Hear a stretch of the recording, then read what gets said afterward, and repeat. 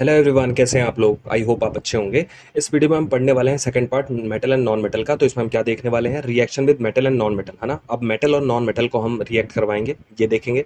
फिर Lewis dot structure क्या होता है ये देखेंगे, आयोनिक बॉन्ड क्या होता है ये देखेंगे, मेटलर्जी क्या होता है ये देखेंगे, और मेटलर्जी के प्रोसेस देखेंगे। तो ये 5 टॉपिक कवर करने वाले हैं इस वीडियो में, जो कि फिर कंप्लीट हो जाएगा हमारा मेटल एंड नॉन मेटल। ठीक है, चलिए स्टार्ट करते हैं। Reaction with metal and non metal, metal और नॉन मेटल को रिएक्ट करवाते हैं तो क्या होता है। ठीक है, इसको करने से पहले देखते हैं कि कुछ टॉपिक कॉन्सेप्ट, है ना। तो अब हम मेटल और नॉन मेटल को रिएक्ट करवाने से पहले कुछ टॉपिक देखते हैं। जैसे कि मेटल क्या होता है पहले ये देख लेते हैं। Which donate electrons and have the positive valency, है ना। मेटल्स कौन से होते हैं, पिछली वीडियो में हमने देखा कि मेटल्स कौन से होते हैं, जो हार्ड होते हैं, जो डक्टाइल होते हैं, है ना, जो शाइनी होते हैं, वो मेटल्स होते हैं। लेकिन इसमें जो है डिफिनेशन चेंज हो गई। इसमें डिफिनेशन क्या है, जो मतलब इलेक्ट्रॉन्स डोनेट करते हैं, किसी को इलेक्ट्रॉन देते हैं, उनको हम क्या बोलते हैं, मेटल्स बोलते हैं। जैसे सोडियम है, सोडियम की जो इलेक्ट्रॉनिक कॉन्फ़िगरेशन है वो 281 है। इसकी इलेक्ट्रॉनिक कॉन्फ़िगरेशन क्या है, 281, है ना। तो ये स्टेबल होने के लिए 1 इलेक्ट्रॉन देना चाहेगा। जब ये 1 इलेक्ट्रॉन निकाल लेगा तो सोडियम आयन बन जाएगा, और 1 इलेक्ट्रॉन ये दे देगा किसी को, कोई भी लेना चाहेगा वो उसको दे देगा। अब जैसे लिथियम है, लिथियम का जो इलेक्ट्रॉनिक कॉन्फ़िगरेशन है वो 2 1 है ना। तो स्टेबल होने के लिए 1 इलेक्ट्रॉन देगा। तो इसके ऊपर कैसा हो जाएगा, ये लिथियम आयन बन जाएगा, और 1 इलेक्ट्रॉन कोई भी ले सकता है। वैसे ही सोडियम है, सोडियम में भी मैंने आपको बता दिया कि सोडियम में जो है लास्ट में 1 है तो ये स्टेबल नहीं है। वही पोटेशियम है, पोटेशियम में लास्ट में 1 आ रहा है ना इलेक्ट्रॉनिक कॉन्फ़िगरेशन करके, तो ये भी एक आयन मतलब एक इलेक्ट्रॉन किसी को दे देगा, और ये अपने ज़िंदगी में स्टेबल हो जाएगा। तो इस तरीके से जो है मेटल कौन होते हैं, जो अपने इलेक्ट्रॉन को डोनेट करते हैं, उनको हम मेटल्स बोलते हैं। ठीक है। अब वहीं जैसे कि ये कैल्शियम है, कैल्शियम का भी देख लेते हैं। जैसे कि 2882, है ना, ये इलेक्ट्रॉनिक कॉन्फ़िगरेशन है इसका, है ना, कैल्शियम का। अब कैल्शियम स्टेबल होने के लिए 2 इलेक्ट्रॉन देना चाहेगा किसी को, है ना। तो 2 इलेक्ट्रॉन देने के लिए इसके ऊपर +2 चार्ज आ जाएगा, है ना, कैल्शियम आयन बन जाएगा, और 2 इलेक्ट्रॉन कोई भी ले सकता है। ठीक है। अब नॉन मेटल क्या होता है, which gain electron and have negative valency, है ना। मतलब नॉन मेटल कौन से होते हैं, जो किसी से इलेक्ट्रॉन लेता हो उसको हम नॉन मेटल बोलते हैं। ठीक है। जैसे क्लोरीन है, क्लोरीन के इलेक्ट्रॉनिक कॉन्फ़िगरेशन है 287, है ना। तो ये स्टेबल होने के लिए एक इलेक्ट्रॉन लेगा किसी से। तो मान लो किसी से अगर एक इलेक्ट्रॉन ले लिया तो निगेटिव चार्ज आ जाएगा, है ना, क्लोरीन के ऊपर, और ये जो है अपना स्टेबल हो जाएगा, अपना इलेक्ट्रॉनिक कॉन्फ़िगरेशन जो है स्टेबल हो जाएगा इसका। वैसे ही सल्फर की देख लेते हैं, 286 इसका इलेक्ट्रॉनिक कॉन्फ़िगरेशन है। ये 2 इलेक्ट्रॉन चाहता है ना। तो 2 इलेक्ट्रॉन ले लेगा तो इसके ऊपर आ जाएगा -2 चार्ज, है ना, और इसका जो इलेक्ट्रॉनिक कॉन्फ़िगरेशन है ये स्टेबल हो जाएगा। इस तरीके से जो है मतलब मेटल और नॉन मेटल को हम डिफाइन करते हैं। ठीक है। अब ये देखते हैं लुईस डॉट स्ट्रक्चर क्या होता है। ठीक है, लुईस डॉट स्ट्रक्चर क्या होता है, फिर हम समझेंगे मेटल और नॉन मेटल को कैसे रिएक्ट करवाते हैं। ठीक है। तो जैसे लुईस डॉट स्ट्रक्चर का वैलेंस इलेक्ट्रॉन को डॉट या क्रॉस में शो करते हैं। अब लुईस स्ट्रक्चर क्या होता है कि जो भी हमारे वैलेंस इलेक्ट्रॉन होते हैं जो लेते और देते हैं, उनको हम क्रॉस या डॉट में उसको शो करवाते हैं। जैसे कि एग्जांपल है, अब जैसे सोडियम है, सोडियम का जो लास्ट वाला जो इलेक्ट्रॉन है उसको हम डॉट 1 डॉट में शो कर देंगे। ठीक है, इस तरीके से। सल्फर है, 6 इलेक्ट्रॉन लास्ट में है तो इसको 6 इलेक्ट्रॉन डॉट में ऐसे इसको शो कर देंगे। ऐसे फॉस्फोरस है, लास्ट में 5 इलेक्ट्रॉन है तो उसको 5 इलेक्ट्रॉन इस तरीके से शो कर देंगे। तो इसको क्या बोलते हैं, लुईस डॉट स्ट्रक्चर बोलते हैं। ठीक है। अब जैसे कि मान लो मेटल और नॉन मेटल को दोनों को हमें रिएक्ट करवाना है, तो ये क्या बनाते हैं, आयोनिक बॉन्ड बनाते हैं। कौन सा बॉन्ड बनाते हैं, आयोनिक बॉन्ड बनाते हैं। ठीक है, देखते हैं आयोनिक बॉन्ड क्या होता है। जैसे कि मान लीजिए एक सोडियम है, ये एक मेटल है, और क्लोरीन एक नॉन मेटल है। ठीक है। अब जबकि दोनों को हमने रिएक्ट करवाया तो इसके पास एक इलेक्ट्रॉन मतलब आउटर शेल में है, तो ये इलेक्ट्रॉन देना चाहेगा तो ये स्टेबल हो जाएगा, और क्लोरीन एक इलेक्ट्रॉन लेना चाहेगा तो सोडियम पे पॉजिटिव चार्ज आ जाएगा और क्लोरीन पे निगेटिव चार्ज आ जाएगा, और ये दोनों मिल करके रिएक्ट होकर के NaCl बना देंगे, जो कि आयोनिक बॉन्ड बहुत स्ट्रांग बॉन्ड होगा, क्योंकि ये पॉजिटिव है ये निगेटिव है ना। तो ये एक दूसरे से रिएक्ट होकर के बहुत स्ट्रांग बॉन्ड बना देंगे, जिसको बोलते हैं आयोनिक बॉन्ड। फिर ऐसे ही कैल्शियम और ऑक्सीजन है, इन दोनों का, तो कैल्शियम के जो आउटर मोस्ट शेल में जो इलेक्ट्रॉन है वो 2 इलेक्ट्रॉन है, जो कि अनस्टेबल है, ये किसी को देना चाहेगा। ठीक है, ऑक्सीजन 2 इलेक्ट्रॉन लेना चाहेगा। ठीक है। अब ये दोनों मिल करके एक तो कैल्शियम +2 आयन बना देंगे, और ऑक्सीजन -2, क्योंकि इन्होंने ऑक्सीजन ने 2 इलेक्ट्रॉन ले लिया और जो कैल्शियम है इसने 2 इलेक्ट्रॉन लूज कर दिया। अब ये दोनों मिल करके एक आयोनिक बॉन्ड बना देंगे, जिसका कैल्शियम ऑक्साइड हो गया। ठीक है। फिर ऐसे ही सोडियम है। ठीक है। अब ऑक्सीजन को हमें 2 इलेक्ट्रॉन चाहिए, और सोडियम के पास एक ही इलेक्ट्रॉन है, तो 2 सोडियम इनको दे देंगे, है ना। तो 2 सोडियम दे देंगे, 2 सोडियम देने के बाद हमें क्या बन जाएगा, सोडियम ऑक्साइड, है ना, Na2O। तो इस तरीके से जो है आयोनिक आयोनिक बॉन्ड बनाते हैं मेटल और नॉन मेटल मिल करके। ठीक है।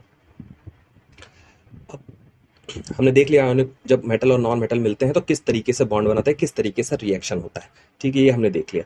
अब आयोनिक कंपाउंड क्या होता है ये देख लेते हैं पहले। आयोनिक कंपाउंड क्या होता है? Compound form by the transfer of electron और अट्रैक्शन कैटायन एंड एनायन, है ना, कैटायन एंड एनायन। तो मतलब आयोनिक कंपाउंड क्या होते हैं? जो इलेक्ट्रॉन को ट्रांसफर करते हैं या अट्रैक्शन होता है पॉजिटिव और निगेटिव, कैटायन और एनायन में अट्रैक्शन होता है, उनको हम आयोनिक कंपाउंड कहते हैं। कैटायन है, कैटायन कैल्शियम है ना, क्लोरीन है, इन दोनों को कैटायन और एनायन को मिलाया तो हमारा क्या बन गया? Compound, calcium chloride. इस तरीके से जो है आयोनिक कंपाउंड, इनको हम क्या बोलेंगे? आयोनिक कंपाउंड बोलेंगे। ठीक है, अब हम आयोनिक कंपाउंड की प्रॉपर्टीज के बारे में देख लेते हैं। जो हमारे आयोनिक कंपाउंड बनते हैं मेटल और नॉन मेटल को बना करके, तो उनकी प्रॉपर्टीज कौन कौन सी होती है? जैसे क्रिस्टलाइन सॉलिड, हम मतलब ये बहुत हार्ड क्रिस्टल के फॉर्म में ये जब बनते हैं तो क्रिस्टल के फॉर्म में बनते हैं ना, जैसे नमक होता है, नमक की तरह ये दिखेंगे। ठीक है, high melting and boiling point, मतलब इनका बहुत स्ट्रॉन्ग बॉन्ड होता है, इनको जल्दी पिघलाया नहीं जा सकता है, जल्दी बॉयल नहीं किया जा सकता है, इतने स्ट्रॉन्ग बॉन्ड होती है आयोनिक बॉन्ड, है ना। सोल्यूबल इन वाटर, लेकिन ये पानी में बहुत जल्दी घुल जाते हैं, पानी में बहुत जल्दी घुल जाते हैं। Solid state bad conductor of electricity, जब ये सॉलिड स्टेट में होते हैं, जो आयोनिक बॉन्ड होते हैं, आयोनिक कंपाउंड होते हैं, ये सॉलिड स्टेट में होते हैं तो ये bad conductor of electricity show करते हैं। लेकिन वहीं अगर ये मेल्टिंग स्टेट में होंगे तो ये बहुत अच्छे कंडक्टर बन जाते हैं, क्योंकि आयंस टूट जाते हैं और आयंस टूटने की वजह से ये इलेक्ट्रिसिटी पास करवा देते हैं। ठीक है, ठीक है, अब हम मेटलर्जी पढ़ेंगे। मेटलर्जी क्या होती है? Metallurgy scientific process in which metals is extracted by the various process from its ore, है ना। मेटलर्जी क्या है? मेटल को एक्सट्रैक्ट करने के लिए एक प्रोसेस है जो उसके ओर से मतलब प्रोसेस किया जाता है, ओर से प्रोसेस किया जाता है। ठीक है, अब ओर्स क्या होता है? Mineral from which it is easy to extract metal with maximum profit, मतलब क्या होता है? ओर से अगर हम मिनरल निकालते हैं, एक्सट्रैक्ट करते हैं, तो उसमें मैक्सिमम प्रॉफिट होना चाहिए। मैक्सिमम प्रॉफिट मतलब, और ऐसे कई ओर्स हैं जिसमें कोई प्रॉफिट ही नहीं है लेकिन आप उसको एक्सट्रैक्ट किए जा रहे हैं ऐसा मेटल, लेकिन कोई और ऐसा है जिसमें मेटल की हाई डिमांड है ना, और अच्छा प्रॉफिट है, तो उसको हम ओर्स बोलेंगे। ठीक है, ठीक है, जैसे मिनरल क्या होते हैं? All minerals are not ore, जितने भी मिनरल्स होते हैं वो ओर नहीं होते। All minerals are not ore but all ores are में, जितने भी ओर्स होते हैं उसके अंदर मिनरल होता ही होता है, लेकिन जितने भी मिनरल्स होते हैं उसमें ओर नहीं होता। ठीक है, अब मिनरल्स वो सॉरी ओर्स होता क्या है, चलिए देख लेते हैं। पृथ्वी की पपड़ी पाए जाने वाले मिनरल्स या रॉक होते हैं, मतलब ओर्स क्या होते हैं? मिनरल या पत्थर होते हैं, एक पत्थर होते हैं जिनमें से मेटल या अन्य एलिमेंट को निकाला जाता है। और क्या होते हैं? एक तरीके के पत्थर होते हैं जिसमें से मेटल और एलिमेंट्स निकाले जाते हैं। ठीक है, मेटलर्जी क्या है? मेटलर्जी एक प्रोसेस है जिससे हमने मेटल को निकाला जाता है। ठीक है, समझ में आ गया। अब जैसे कि कुछ ओर्स के नाम मैं बताता हूँ, जैसे रॉक सॉल्ट हो गया, बॉक्साइट हो गया, है ना, जिंक, जिंक ब्लेंड हो गया। तो इसका फॉर्मूला क्या होता है? जो रॉक सॉल्ट होता है वो NaCl होता है, मतलब रॉक सॉल्ट क्या है? ये एक तरीके का ओर है। ठीक है, वही एल्युमिनियम ऑक्साइड हो गया, बॉक्साइड है ना, इसका फॉर्मूला एल्युमिनियम ऑक्साइड, है ना। और जिंक ब्लेड का है जिंक सल्फेट। ठीक है, तो इसका और कौन सा है? जिंक सल्फेट का जिंक ब्लेड, है ना। एल्युमिनियम ऑक्साइड का और क्या है? बॉक्साइट। और NaCl का जो और क्या है? वो रॉक सॉल्ट है। ठीक है, रॉक सॉल्ट से हमें NaCl मिलेगा, बॉक्साइट से हमें एल्युमिनियम ऑक्साइड मिलेगा, और जिंक प्लेट से हमारा जिंक सल्फेट मिलेगा, इस तरीके से। और हमारा जो NaCl है ये इस तरीके का दिखता है ना, फूड में इस्तेमाल किया जाता है। और जो हमारा बॉक्साइड है ये थोड़ा सा रेड कलर का दिखता है, जो कि सीमेंट और एल्युमिनियम को बनाने के लिए यूज़ किया जाता है, प्रोडक्शन ऑफ एल्युमिनियम Al। ठीक है, वहीं जिंक ब्लेड की बात करें तो ये इलेक्ट्रिकल अप्लाइंसेस जैसे LED, है ना, डायोड, ये सब बनाने के लिए हम जो है जिंक ब्लेंड का यूज़ करते हैं। अब जो मेटलर्जी होती है, मेटलर्जी को 3 स्टेप में किया जाता है। कौन सा? जैसे कंसंट्रेशन ऑफ ओर, पहले ओर को जो है साफ सफाई किया, कंसंट्रेट किया जाता है किसी भी लिक्विड में डाल करके या पानी में डाल करके, पहले ओर को साफ किया जाता है। ठीक है, फिर एक्सट्रैक्शन ऑफ मेटल, है ना, मेटल का फिर एक्सट्रैक्शन, मतलब उस ओर में से फिर मेटल को निकाला जाता है, मेटल को निकालते हैं उस ओर में से। फिर इसके बाद उस मेटल को निकालने के बाद उसको रिफाइन किया जाता है बहुत अच्छी तरीके से कि प्योर मेटल हमारा निकल पाए। तो 3 तरीके में हम मेटलर्जी को करते हैं। कंसंट्रेशन ऑफ ओर्स, पहले ओर्स को किसी भी लिक्विड में से उसको जो भी इम्प्योरिटीज उसको साफ करेंगे, फिर इसके बाद एक्सट्रैक्ट करेंगे मेटल को, मतलब उस ओर से फिर हम मेटल को निकालेंगे, और फिर वो मेटल से हम फिर रिफाइन करेंगे उस मेटल को। ठीक है, तो इस तरीके से 3 प्रोसेस में करते हैं। ठीक है।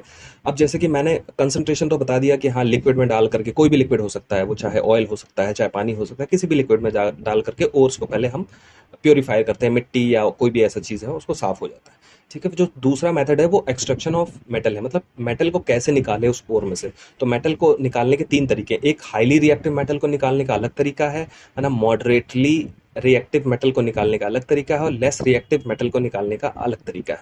जो हाईली रिएक्टिव, जल्दी रिएक्ट हो जाते हैं, उनको निकालने का अलग तरीका होता है। जो कम रिएक्टिव होते हैं उनको निकालने का अलग तरीका होता है, और जो बहुत ही कम रिएक्टिव होते हैं उनको निकालने का तरीका अलग होता है। ठीक है। तो जैसे हाईली रिएक्टिव कौन कौन से हैं, जैसे पोटेशियम हो गया, है ना, सोडियम हो गया, कैल्शियम हो गया, मैग्नीशियम हो गया, है ना, एल्युमिनियम हो गया, ये सब हाईली रिएक्टिव है। ठीक है। मॉडरेटली रिएक्टिव मेटल कौन से हैं, जैसे जिंक हो गया, है ना, आयरन हो गया, लेड हो गया, कॉपर हो गया, एल्युमिनियम, ये मॉडरेटली रिएक्टिव एलिमेंट्स है ना। और लेस रिएक्टिव एलिमेंट कौन से, जैसे कि हमारा मरकरी हो गया, है ना, कॉपर हो गया, है ना, सिल्वर हो गया, ये जो है लेस रिएक्टिव एलिमेंट है। ठीक है।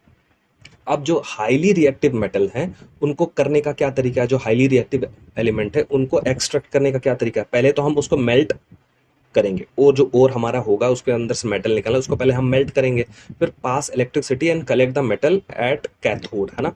तो क्या होगा, जो कैथोड पे हमारा जो है, जो हमारा एलिमेंट है वो जाकर के चिपक जाएगा, है ना। कैथोड पे जाकर के हमारा वो है, जो हमारा मेटल है वो जाकर के चिपक जाएगा। तो इस तरीके से जो है हाईली रिएक्टिव एलिमेंट को हम आ, री वो एक्सट्रैक्ट करते हैं ओर में से। अब जो मॉडरेटली रिएक्टिव एलिमेंट है, जिनको हम कैसे करते हैं, जैसे मान लीजिए ओर है हमारे पास, है ना, ओर है। अब ओर को हमें अगर एक्सट्रैक्ट करना है वहां से मेटल, तो वो तीन फॉर्म में हो सकते हैं। एक तो सल्फाइड फॉर्म में हो सकता है हमारा ओर, एक ऑक्साइड फॉर्म में हो सकता है हमारा ओर, और एक हो सकता है कार्बोनेट फॉर्म में हो सकता है। ठीक है। तीन फॉर्म में हो सकते हैं। तो अगर ऑक्साइड फॉर्म में है तो डायरेक्टली उसको हम निकाल लेंगे, लेकिन अगर सल्फाइड फॉर्म में है तो पहले हम उसको ऑक्साइड फॉर्म में लाएंगे, है ना, या कार्बोनेट फॉर्म में है तो पहले उसको ऑक्साइड फॉर्म में लाएंगे, फिर इसके बाद उसका मेटल निकालेंगे। ठीक है। मान लीजिए कोई सल्फाइड फॉर्म में है तो हम उसको क्या करते हैं, रोस्टिंग करते हैं उसकी, हम रोस्टिंग करते हैं। रोस्टिंग करने का क्या तरीका है, मान लीजिए कोई मेटल है वो, जैसे जिंक सल्फाइड है ना, तो ये सल्फाइड फॉर्म में, तो उसमें क्या करते हैं, रोस्टिंग में हम क्या करते हैं, हीट देते हैं और ऑक्सीजन की सप्लाई देते हैं, हीट देते हैं और ऑक्सीजन की सप्लाई देते हैं, तो ये कन्वर्ट हो जाता है जिंक ऑक्साइड, मतलब हमारा ऑक्साइड फॉर्म में हो जाता है। फिर वही अगर कार्बोनेट फॉर्म में है तो उसमें हम क्या करते हैं, कैल्सिनेशन करते हैं, कैल्सिनेशन, है ना। तो कैल्सिनेशन कैसे करते हैं, बस केवल जो ऑक्साइड फॉर्म है, जिंक कार्बोनेट है ये हमारा, है ना, जिंक कार्बोनेट, इसको बस केवल हीट दे देंगे तो ये हमारा ऑक्साइड फॉर्म में आ जाएगा, जिंक ऑक्साइड फॉर्म में आ जाएगा, है ना। तो मतलब सल्फाइड फॉर्म में है तो हम क्या करेंगे, रोस्टिंग करेंगे, कार्बोनेट फॉर्म में है तो उसको हम कैल्सिनेशन करेंगे। ठीक है। फिर वो ऑक्साइड फॉर्म में आ जाएगा, जब जैसे ही ऑक्साइड फॉर्म में आएगा उसका हम रिडक्शन कर देंगे, जैसे ही ऑक्साइड फॉर्म में आएगा उसको हम रिडक्शन करते हैं। रिडक्शन में आप जानते हैं कि ऑक्सीजन को रिमूव करना होता है, रिडक्शन में आप जानते हैं ऑक्सीजन ऑक्सीजन को रिमूव करना होता है, और उसमें हम क्या ऐड कर देते हैं, कार्बन ऐड कर देते हैं और उसको हीट कर देते हैं, कार्बन ऐड कर देते हैं और हीट कर देते हैं, तो हमारा मेटल निकल जाता है। इस तरीके से जो है मॉडरेटली रिएक्टिव एलिमेंट को हम एक्सट्रैक्ट करते हैं।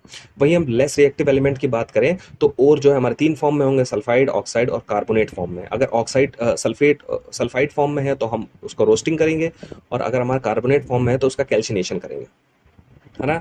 और ऑक्साइड फॉर्म में आ जाएगा, और ऑक्साइड फॉर्म में आने के बाद उसमें मेटल निकालेंगे। मेटल निकालने का क्या तरीका है, रिमूव ऑक्सीजन, ऑक्सीजन का रिमूव करेंगे और इसमें बस केवल हीट देंगे, कार्बन की सप्लाई नहीं होगी इसमें, बस केवल हीट देना है, इसमें कार्बन नहीं देना है।